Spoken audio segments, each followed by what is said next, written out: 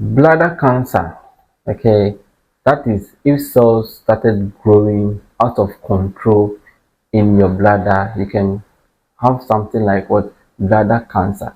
And we have some common symptoms.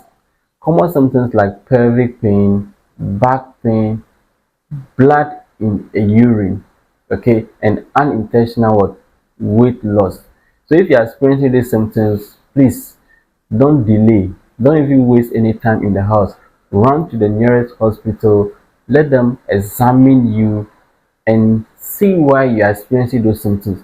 It can be other underlying health condition, but it can also be your symptoms of what bladder cancer. So please don't depend on painkillers. The symptoms will go and come, they will go and come.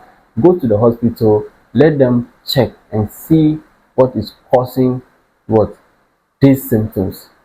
This for your own good.